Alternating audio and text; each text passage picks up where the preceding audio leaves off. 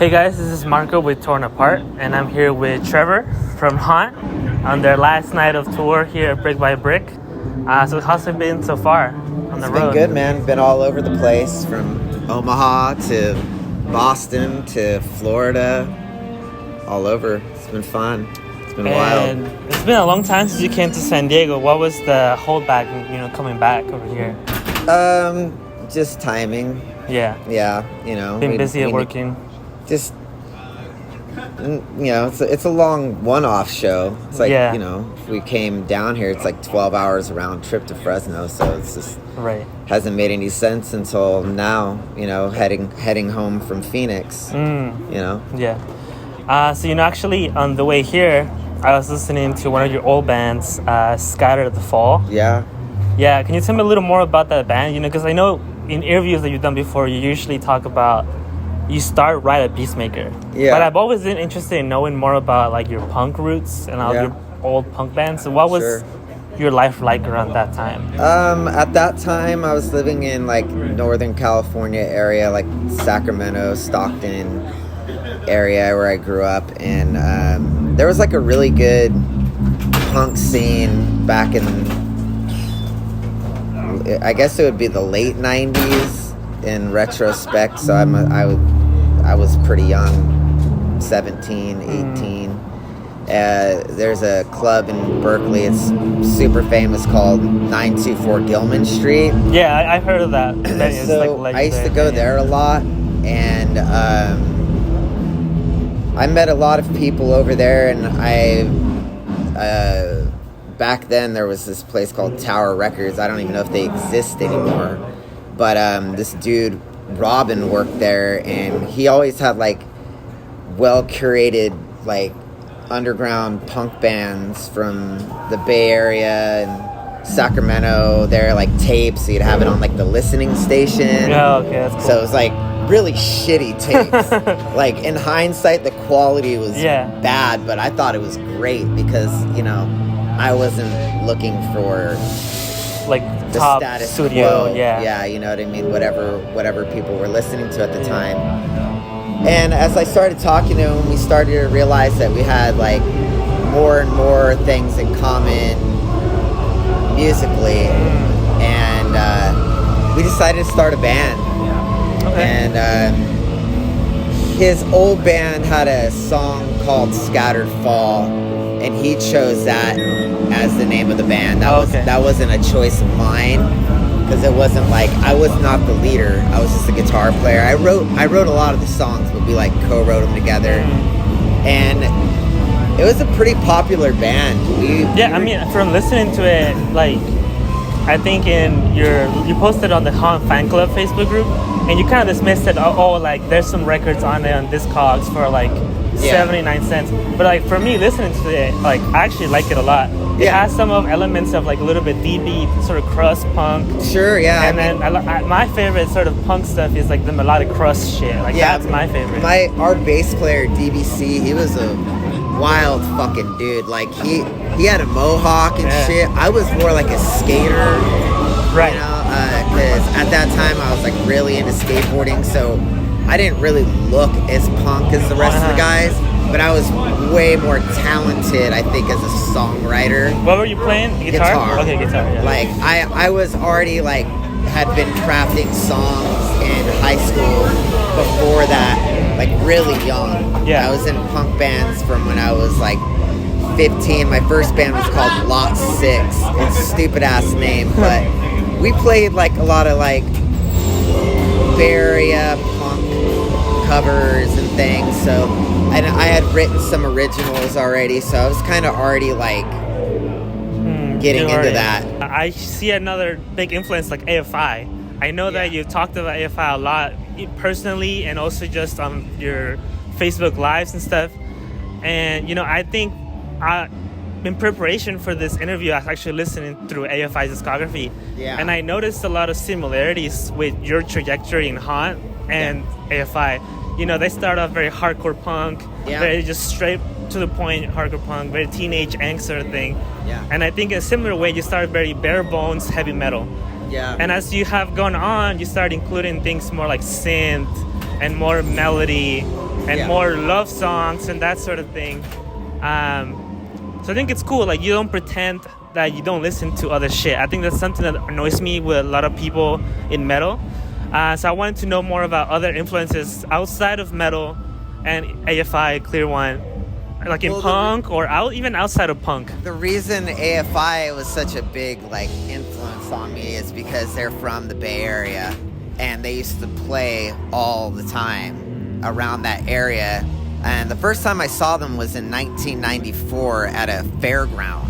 I mean, this is way before they were like a well-known band. So we all used to, way back in the day, we'd go watch them, like before they were famous rock stars that they are today. Yeah. So I always kind of like looked up to Davey because he was like kind of like the first like punk rock star I had ever seen. You know what I mean? It was like my first. I was like, whoa, this guy is like, people love him. Like, he's fucking energetic. He was nice too, which I thought was a great addition to like, he was approachable, you know? Even as they got a little bit bigger. So at that time, there were some other bands that were influencing me. Another Bay Area band called the Nerve Agents. A lot of it is just stuff that was local. Yeah, okay, local shit. That was because, you know, at those times, radio music in the 90s was nu metal, Limp Bizkit, and that I just never, I didn't really like it. It's like tough guy, kind of not my thing. Bullshit, I didn't like that kind of attitude. I had a different approach to my stuff, to how I wanted to be. So the Nerve Agents were another one that were really influential, and there was a band in the Bay Area called Screw 32 that I really, really looked up to, and I still do, because the singer Andrew Champion, he is a great lyricist, and I actually kind of like use a lot, you know, like when I write like the emotional charged stuff about life, a lot of that comes from his lyrics. I really wanted to kind of be more personal, and I thought he put a lot of personal stuff out there at the time, which I thought was pretty great, considering like most topics of things in punk are like government and fuck this, fuck that, where he's like more like, here's my emotion on my sleeve and I'm gonna share it. Yeah, and I think for me personally, that's what always drew me more to your music, because like there's a fuck ton of new wave traditional heavy metal bands, right? Yeah. And it's nothing wrong with like the fantasy and all that stuff, but for me personally, the more specific you are with your lyrics, the more that I can connect with it. And so that's the other thing I wanted to touch on just to finish off here. You're always pretty open about your struggles with your mental health and addiction, and you know how you were in a pretty deep hole before you started music again. You took a break from music, and you know there's some interviews about it already out there, so I don't want to touch on that too much. But what is some advice that you give to other people that are trying to create things? Like for me, like this is my way of finally creating something, doing something artistic or expressive in a way. And when you have so many, you know, working too much, depression, like what is something that you would tell those people to get out of that funk and get started, you know, just doing it? I mean, it's hard to say one thing specific, because you have to want to change your life.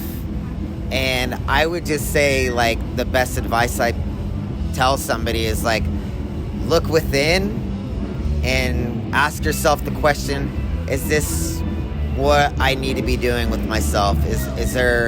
Do I have a better potential? It's hard to speak for other people. My mental health was completely, it wasn't like a chemical imbalance. It was I lost a lot of family members tragically very quickly, and I just like suppressed it with drinking. So I was more just like, my life was just torn apart because of death. And I just realized at a point in time that I was disrespecting my cousins that I grew up playing music with by not playing music with, because I'm alive, they're not. And I felt a great like wave kind of crash over me, like get it together, man. Go fucking play. Like, they probably wish they could be alive playing. And here I am just like wallowing in my own sorrow, like crying and drinking. And I mean, I had a job, and it wasn't like I was like fucking living in the gutter. I had an apartment and all that shit, and a car and everything I needed to survive. But I was very unhappy. And then music saved me. As soon as I started playing again, it was just like boom, boom, boom, boom, boom. Things. It was like join a band. Like that was kind of my first thing. Was like find a band, join a band. So you got to kind of just have to put yourself fucking out there. Like that's really like the biggest thing. Just putting yourself into a situation that is uncomfortable. Right. Maybe you're like, oh my god, I haven't. Like, are they gonna like me? And at first, I was still drinking. I hadn't completely got away from that. And then I realized that like I was never going to reach my full potential that way. And as soon as I stopped doing that, a lot of better things started happening. The creative mind started turning. So I definitely like suggest like, if you're trying to have some artistic creative flow, to have a clear head is huge. Yeah. You can't do it all fucked up. Maybe you could do that later, but in the infancy stage, you need to have a clear focus of what your goal is. Well, thank you so much, honestly. Yeah. For you're always very in depth with all these. Yeah, bro. Hard shit. And it was nice to see you again. We gotta rush out to go see Hellfire. They're playing right now. Absolutely. Great band as well. But thank you so much. Yeah, love you, brother. He's a good. A part of me that is missing.